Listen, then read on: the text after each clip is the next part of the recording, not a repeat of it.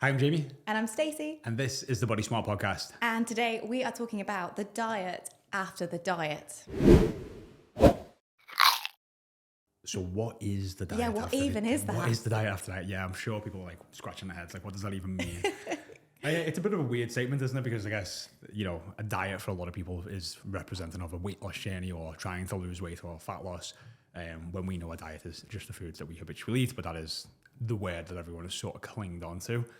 A diet after the diet is the diet that you will often do for the rest of your life. So losing weight, and for a lot of people, has been a struggle for years, if not decades. So it's a bit like, what do you mean the diet after the diet? But losing weight should never be seen as a forever thing. It should just be seen as a season that you go through to lose weight and then ultimately get to a weight maintenance where you're healthy, and then you're going to sustain and maintain that for the rest of your life.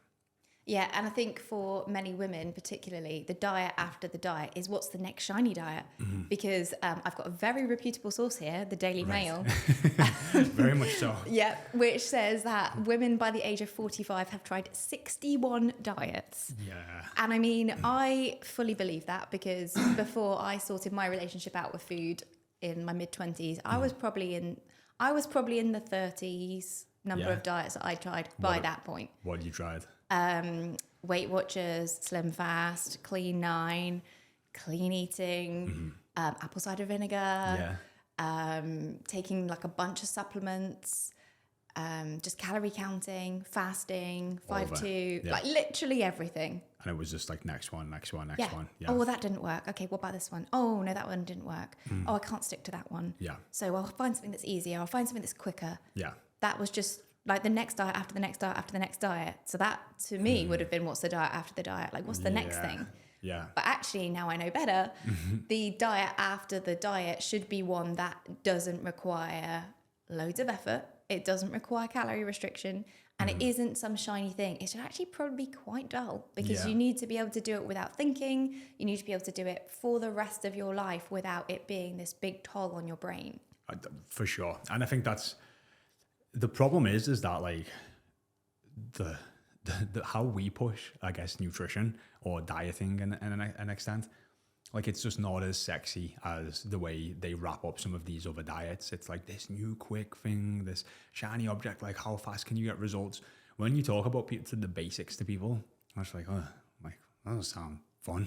You know what I mean? It's like they want to have like, take these 4 crocodile pills and try and do a backflip. And it's like, that'll work. Like, that's how you're going to lose 7 pounds in 2 weeks. It's just like the wilder it gets and the more extreme, it's like, oh, that's the reason I've not been losing weight. It's because I haven't done that extreme thing, instead of being like, oh, like, are you eating nutrient dense foods? Are you walking on a daily basis, at a certain amount of steps? Are you trying to lift, some weights on a regular basis? Like just some, like eating more protein, drinking more water, prioritizing sleep, like the basics. Like you say that to people and it's like, yeah, I know I need to drink more water. And it's like, yep, yeah, you do. You know what I mean? But it's just like the basics work.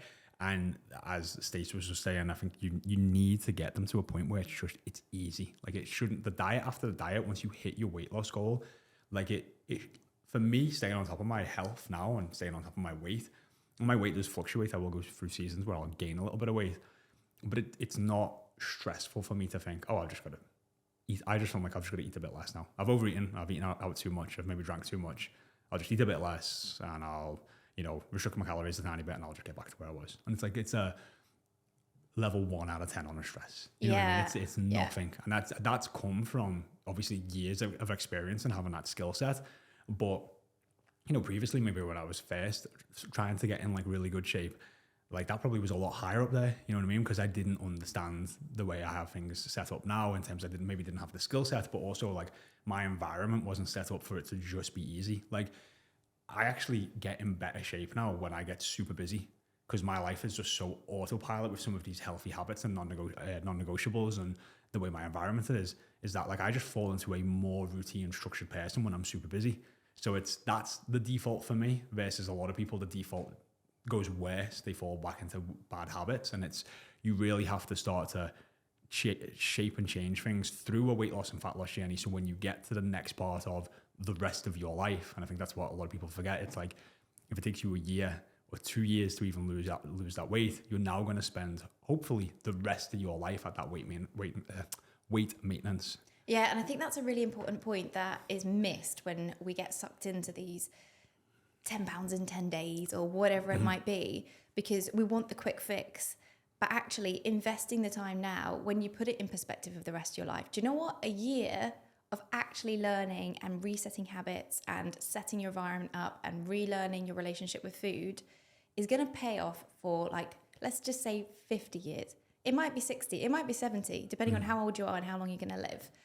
And that investment feels like a huge amount of effort and a huge amount of work. But when you look at that over the course of a year compared to the constant trying really, really hard, failing, feeling crap, trying really, really hard, failing, feeling crap for like 10 years, actually doing it one time, once properly is easier.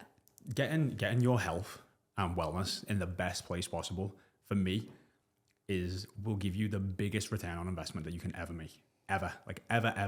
Because if you're sick or you're ill or your energy levels are 30%, like, getting more energy is like getting more time.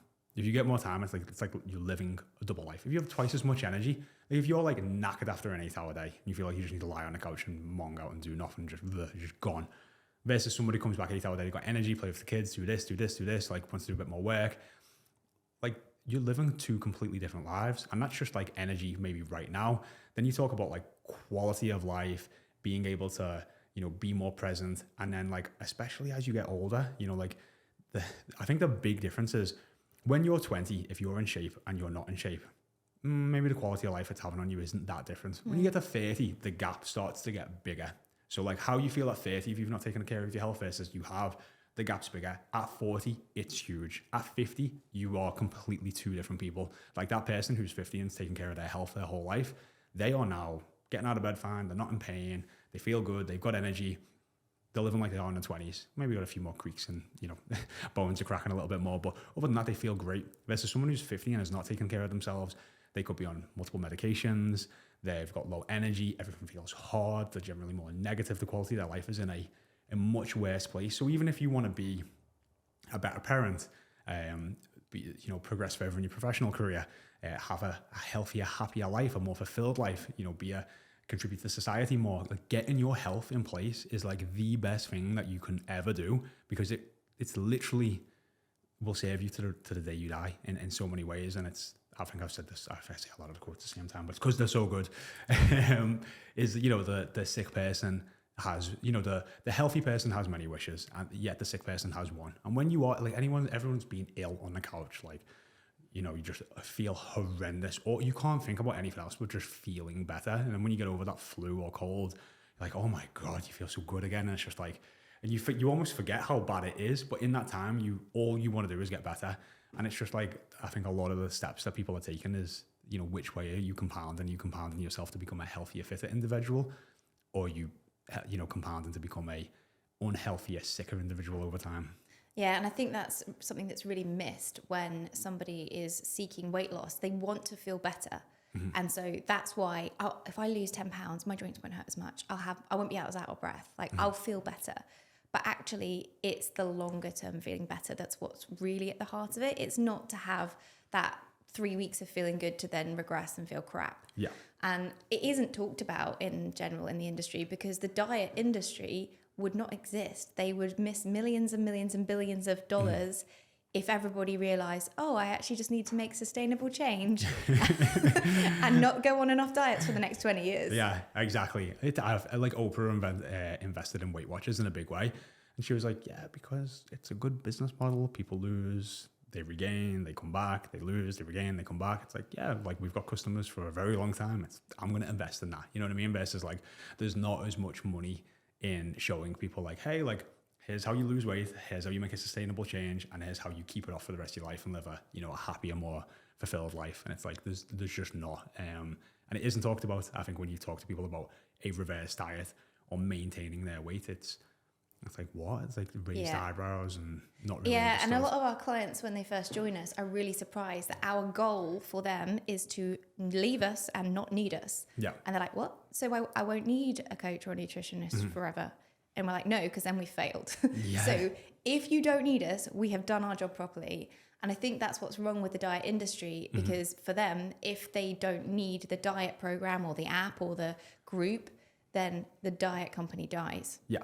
And we've got our level system, which we're in the process of whether we should call it the Body Smart method or not. I think Si said you actually called it this the other on a previous podcast. Did I do something wrong? I guess that's it then. But yeah, like our Body Smart method, where we take people through, a structured level system. The first 3 levels are focused on weight loss and understanding, like, because we want to go through that season of weight loss, but then we have level 4 or 5 in graduation, which is all actually solely focused on weight maintenance, because we realize that, hey, even if it takes you 4, 8, 12 months or even 2 years to get to your weight loss goal, you're going to spend the next 50 years at your weight maintenance. So it makes complete sense that we spend a good portion of education and upskilling you to get you to a place where you're actually going to be able to maintain and sustain the results you've got. Because there are parts of like self-sabotage where people get to a goal and they sabotage themselves and they go back. And there's so many, there's such a change. If you've been dieting your whole life and quote unquote choosing more diet foods, when someone says to you, like, and I guess we need to explain this a little bit more. So like when you're in a calorie deficit, that's an energy deficit. You're consuming fewer calories a day than your body burns. So your body basically eats itself. That's what fat. Just put it in such a nice way. It's just, your body's just eating that fat, because that's what it is. It's stored energy. And, if you were to continue to do that, you would eventually probably get organ failure and die. That's why, that is what happens if it's gone on for a long enough period of time. That's why you have starvation and anorexia and et cetera, et cetera. So actually, when you get to a healthy weight place, you no longer need to be in a calorie deficit. So that calorie goal that you're on, if you do not increase your calories, what will happen is your body will try to metabolically adapt to the lower calorie goal. So you will start to fidget less, move less. You will just overall just not burn as many calories, because your body is going to try and get you to a maintenance point where you can survive on the amount of calories that you're giving it. And that's not a great place to be for energy levels, the amount of nutrients you're getting in your body, performance, recovery from workouts, all of that stuff. So where you really want to get to is, hey, you've hit that weight loss goal. Now, how can we bring your calories up to a maintenance where you can actually eat as many calories as possible while maintaining your weight? So like, let's say somebody's dieted on 1,500 calories. That weight maintenance for them now might be 2,000 or 2,100 or 2,200. You say that to someone who's tried to lose weight for like 2 years or 2 decades. Hey, you're going to eat 2,200 calories and maintain your weight after maybe just hitting their weight loss goal. There's a lot of like, I'm not eating that much.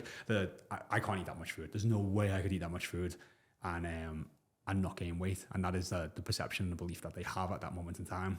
Yeah, and there's also a real fear, because in the past, every time they finished a diet and gone back to normal eating, inverted commas, their weight's gone up. Mm-hmm. And so that's why it's really important to actually have a plan for the diet after the diet, that you don't just go back to normal eating, inverted commas, because that's what kept you stuck. Mm-hmm. And so part of what we have a huge focus on is taking those lessons you learn in how to eat properly, how to fuel yourself, how to eat a balanced diet, and just take that into your normal life beyond weight loss.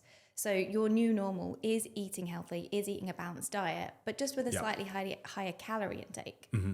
And like that there's an adjustment period to that. So it's like when we get clients to their weight loss goal, they still track their calories, and we still have a level of self-monitoring in place, whether it's with their weight and their calories, to get them up to that calorie maintenance and to make them feel confident and secure in that process. So, we spoke about this a lot, is the reason you have a belief around something that like, oh, I'm just going to gain all this weight back, is because the evidence that you've got is every time you've entered a diet, you go, oh, I've finished, and you revert back to old habits and behaviors, eating patterns, and the weight comes back on. So when a coach or someone is saying, you need to eat an extra 500 calories a day, you're like, hang on a minute, like I've just spent the last 6 months losing all this weight, and now you tell me to eat more, and there's a level of fear around possibly eating more calories. And that's where you have to, in a lot of ways, you can actually just go from your calorie deficit straight to a calorie maintenance. But we prefer to do it over a period of time, whether that's 2 weeks, 4 weeks, 12 weeks, 16 weeks in some cases, where we actually slowly incrementally bring the calories back up to that maintenance. And it just allows that adjustment phase to just be a little bit more gentle in terms of like, hey, like, just because you've got an extra 200 calories a day doesn't mean eat an extra bar of chocolate. Like, let's just increase your portions here. And maybe certain foods that you've felt like have needed to be off limits, and now more like, hey, you can fit them into your diet or like more easily, or you can fit bigger portions in. Or some people actually struggle to eat more food. So you have to start going for these more calorie dense foods. And you're like, what? Like it's such a shift. I've always been going for low calorie, high volume foods. And now I'm going for calorie dense foods. It's such a shift in mindset. And especially if you've spent a decade or two identifying as someone who struggles to lose weight, and now you're eating these dense calorie foods, it's like pushes back against who you feel you are in a lot of ways. It definitely does. And that extended kind of reverse diet is not for physical reasons in the majority of cases. There are some arguments to say it is better for your physical reaction to the extra calories to do it slowly, in terms that your metabolism can adapt and catch up to all these extra calories. But in reality, it's psychological, most of the reason that we do this with clients. And everyone's on a case-by-case basis. Some people are like, I can't wait till I get more food. Give it to me. Some clients are like, do you know what? I am really freaked out by this. Like, can I just do it real slow and prove to myself nothing's going to go majorly wrong?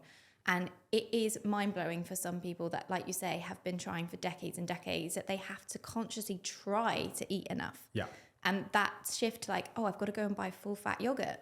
Oh my God, am I suddenly going to get like fat overnight because I'm going to eat full fat Greek yogurt? And I know that might sound ridiculous to some people, but if you have spent 10 years buying low fat everything, why would you not be worried? Yeah, it's crazy. And it's like those clients we've now got at graduation or have got to their goal and then maintenance, you know, they're constantly like, you get messages off them like, hey, like, everyone keeps saying to me, like, I can't believe how much you eat. You know what I mean? Just like, because they're eating like 2,200 or even 2,000 calories a day, and they're making like big meals. Like they're eating more than some of the guys at lunch. And it's like, you know, that used to be something they'd maybe cower away from. Like, how can I eat? You know, I don't want to eat loads of food in front of someone. Versus now it's like, hey, I'm fit, I'm strong, I'm healthy, I'm at my goal, and I get to eat all this food. Like, and you know, a lot of questions have been asked, like, how are you doing that? And it's, you know, it's really empowering for them and builds a lot of confidence because, but again, that confidence has come from the evidence that they've got, which is, hey, I've hit my goal and I've shown myself that I can actually maintain my weight and I understand what I'm doing. Yeah, and I think as well what you said about making sure you're spending those extra calories in the right way. So you are adding those big voluminous meals of really nutritious food, and you're not going, cool, I've got an extra 500 calories, Ben and Jerry's every night. Yeah. Like, because you're not going to regain all your weight, but you're going to lose maybe that element of feeling really energetic and feeling well fueled and having the good recovery after your workouts. And so part of it as well is learning how does more calories work with the meal structure that I've found that works for me. Yeah, it is. And it's, you know, again, sticking to that, what you do the majority of the time matters more than the minority in that 80-20 approach. Because yeah, if you get an extra 500 calories, well, if 20% of that is going to come from ice cream and stuff that you look, that's only 100 calories really. So, you know, it's not looking at that like, okay, that means I've got 400 calories to fill my day with from these nutrient dense whole foods. And maybe some of them need to be more dense choices that I've maybe not had. Maybe I'm having full avocado or whatever else, you know, whatever that looks like for you to just bump your calories up, but you're not just going, oh, I'm going to get 500 calories from, you know, chocolate and Ben and Jerry's. Yeah. And so whilst it can be a section of the journey that people really look forward to, it does require a little bit more of a strategy rather than just, cool, I've reached my weight and that I've been aiming for and that's it, me done now. Yeah. And I think it's really important to always have this phase in the back of your mind when you are going on a weight loss journey, because that informs how you approach the weight loss journey, or it should do. Because if you know at the end of this weight loss section, you're going to need to have a different life to what you had at the beginning in order to maintain that weight loss, why not do it along the way anyway? Yeah. And save yourself having to change things once, then change things in 6 months, and then try and figure that out. Yeah. You want to, the habits that you're going to start to develop through a weight loss journey, you want a lot of them to be able to transfer into your weight maintenance and making sure that you can stay there, because, you know, I've brought the statistics up a lot inside, which is telling me whether it's actual true or not, but you do see this with a lot of people that, you know, 80 to 90% of people, you know, after 2 years of losing weight, gain it all back. It'll gain most of it back, or if not all of it, and then some more. And you do see this, you know, there's a rise in obesity in the UK, in the US. I think by 2030, over 50% of Americans are going to be obese. You know, and that's a very complex subject in a lot of ways. But it is, when people look at a weight loss journey, they're not zooming out and looking at that bigger picture. And I get that. They are just solely focused on losing that 20 pounds, 50 pounds, 100 pounds, whatever it is. But you have to zoom out and understand that that is a season, and you want to be able to put things in place where after that season is finished, you are actually going to be able to sustain and maintain the weight that you've lost. Yeah, and so whether that's things like the types of food you eat or the portion sizes or your hunger and fullness awareness so that you don't just overeat at every meal. These are all things that you take forwards once you're not on a diet, in inverted commas, anymore, because they still serve you and they still keep you in a range where you feel comfortable with your body, rather than things just spiraling again and then you going back through the cycle. Yeah, which is, it's torturous. You know, to do that, like it really is, and I'm sure like a lot of women who are listening can relate to that. It is torturous to just be on that hamster wheel of on a diet, off a diet, on a diet, off a diet, because you're technically never off a diet. You know, we're all on a diet. You've just chosen to revert back to choices that feel more comfortable to you, and you know, it's just starting to set yourself up in a position where, you know, you are able to lose that weight, understand that a calorie deficit and an energy deficit isn't forever, and then getting yourself to a calorie maintenance. Like I said, like putting that time into your health is just generally going to give you the biggest return on investment that you can ever do. And yes, there's a part of figuring that out. But that's the path to go down. And if you just look at every mistake or hurdle or failure as an opportunity to grow, you know, you're going to be able to get to your goal, maintain your goal, and it's just going to spiral in such a positive way into the rest of your life. Yeah, for sure. And I think something to reassure people about, which is really important, is this diet after the diet that we're talking about, this maintenance phase for the rest of your life, is not a life lacking fun. Like, no, it's not, well, you've learned how to not have ice cream on your diet, therefore there is no ice cream forevermore. That's not the deal. Yeah. And so if along the way of losing your weight, you've done it in a way that you've been able to incorporate things you enjoy, you've been able to go to social events, you've been able to have a drink and lose weight at the same time, it makes sense that I'm going to be able to do that and maintain my weight at the same time. And if you've learned how to do it in that difficult scenario of being in a calorie deficit, doing it whilst you've got an extra 500-600 calories a day to play with becomes child's play. Yeah. Like that means on a week, you might have 2,000 extra calories to burn at a party if you plan ahead. And you know you can do that because you've done it in a deficit phase. I think you can almost like take that same analogy to like time. Like a lot of people will be like, I haven't got enough time, or I'm too busy. And it's like, hey, you know, if you actually make this work with the amount of time you have now for your health, when you get more time, it gets easier. And then when it gets busy again, you already know how to manage it. You know what I mean? It's the same sort of thing. It's like, if you are able to enjoy your life with the money that you have while saving for a property, and you're putting away $500, £500 every single month, and you still manage to live a life that you enjoy, hey, when you get that mortgage payment, now you just have more money. It's the same. You get more calories once you hit your goal. So it's, you know, it's just looking for the opportunities and not always just being like, oh, I've got so much less, so I'm in the diet, or I've got to save for this house, or I've not got enough time. It's because when we start doing that, you know, we're pointing the finger and we're giving external circumstance an excuse or a reason not to take action, versus again just looking for that opportunities to be like, hey, getting my health in the right place is a great return on investment for me, the best return on investment that I can make. I'm really going to start taking the steps to make that happen. And I need to understand that a weight loss phase and journey is exactly that, a phase, a season, a period of time, and it is not forever. Yeah, and it is important to have realistic expectations of that phase of time because of the marketing around fad diets and quick fixes. It's not, well, I've got a magazine in front of me. What was it? 7 pounds in 7 days? Yeah.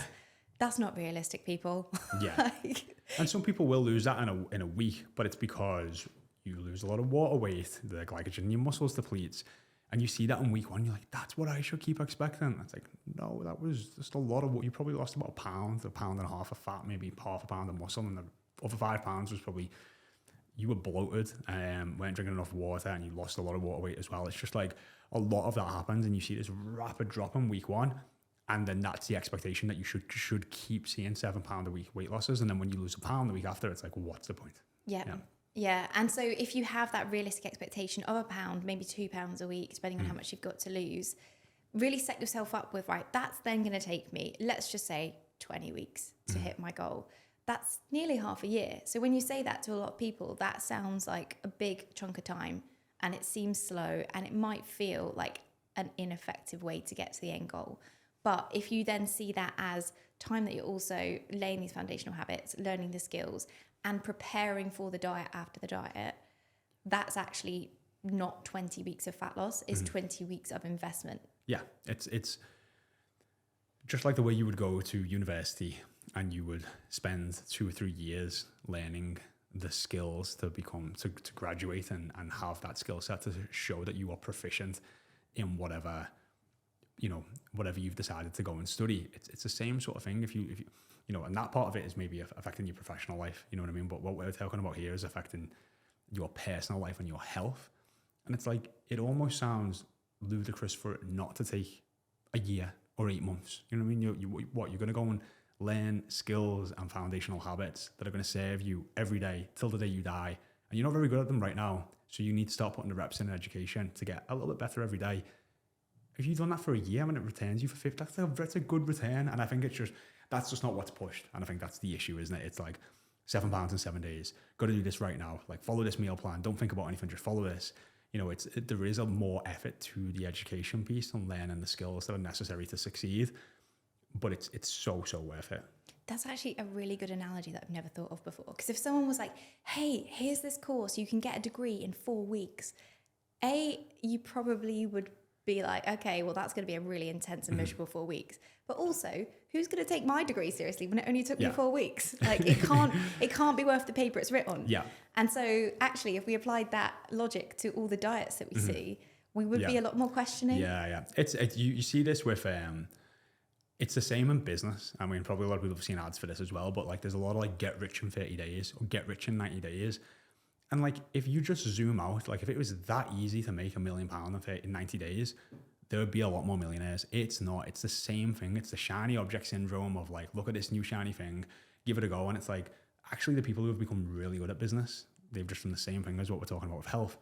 They've just got incrementally better every day for a couple of years. And then they've laid that foundational habits and they've got those skills and they're able to execute on a more regular basis. It's the same part with your health. And I think just the part that a lot of people maybe don't get is because it's been so hard for decades, you don't believe to an extent that it can get easier or get to a point where it's not overwhelming or not taking up a lot of mental headspace, but it can. Like, it really, really can. So putting the time in to do that, like, it will affect every day for the rest of your life. And that's why I believe it's such a big return on your investment. More energy, sleeping better, happier, more positive, just every day. It doesn't mean that you're not going to have like a bad days. Like there's like, I heard Simon Sinek talk about mental fitness, and it's just as important as physical fitness. Like, we'll go to the gym and some days we just won't feel like the best in our sessions. And we just accept like, it's a bit of an off day. Maybe I haven't slept as well or whatever it is, or maybe the kids will get me up. And you just accept it. But like, sometimes people beat themselves up so much if they are not having a mentally good day. Oh, I'm a lot more negative today. I feel depressed. I feel anxious. I feel this. It's like, that happens too. You have mental fitness. There's highs and lows of that too. But like, in terms of like where you could be right now to getting your health in place, it's like night and day. In terms of like what that baseline is, that baseline when you've got your health together, in terms of how you feel on a day-to-day basis compared to not having your health together, is like night and day, with the physicality side of things and the mental side of things too. Because they're so interlinked as well. They're so interlinked, yeah. Yeah. And I think another important thing that you raised there is you will have seasons, you will have ups and downs in life, stuff happens. And just because you get to your goal weight at the end of this weight loss journey doesn't mean that's it, fixed at that weight for the rest of your life if you do everything right. Because nobody can be that consistent and do everything right, again, in inverted commas, forever, because life happens. Yeah. And I think the difference is if you have worked things out along the way that work for your lifestyle, or you've figured out how to overcome certain obstacles, when that life happens stuff comes along, yeah, you know what? You might gain 4, 5, 6, 7 pounds, but it's not a big deal because you know all the things you just need to bring back into play. You do them. They're not stressful. They're not this big, crazy, extreme diet. And you have the confidence in the process. That will work. I'll give it time. And then I'll just go back to my routine. Yeah. Because like, everyone has a standard with themselves. And it's just like, where are you setting that bar? Like, I think that's what it comes down to. Like, most people will have a standard of like, I'm not getting bigger than X weight. I'm not getting bigger than extra size or whatever else. Like, you have a standard, and it's like, that standard just maybe needs to shift and change. And you just need to understand, like, how can I get it to a standard where I'm happy and healthy? And how can I make it easy to an extent to stay there? Yeah, and I think that's a really important point as well, that it's a range not a fixed point. Yeah. Like for me, definitely before I got pregnant, I had a range of like 61 to 63 kilos. I was happy because I was a lot more muscular then. I weigh less than that now. And so I would probably say my range is different, but that's because I've lost a lot of muscle. And so your range also isn't going to stay the same forever as life happens. And it's really important to stay tuned into your own self-awareness and your own like sense of being in your body. And if you can do that on the way through your journey, then you'll figure out like what feels good, what doesn't, and you can check in as life changes and reassess those boundaries. Yeah. So I think we should give some take-home points here. Yes, so much. Yeah. So I mean, the biggest thing is if you are one of those people like I was who's gone on every single diet and the diet after the diet is the next diet on adverts on Facebook. Yeah. That doesn't have to be the case anymore because there is a life after dieting. There is a life after dieting, and it's one with more food, more energy, more fulfillment, less stress and anxiety about food, and more enjoyment. And you can get there. And I think you definitely want to be looking at that. Like, so it's like, hey, I'm looking to lose 50 pounds. And you can give that your focus and attention, but understanding like when I lose that 50 pounds, there needs to be just as much attention focused on that reverse diet and maintenance to make sure that you succeed in keeping that weight off. Yeah, and going into whatever you choose to do next to lose that weight, if this is the last time you want to attempt it, which for most of us, let's face it, it is, we don't want to be on that hamster wheel. No.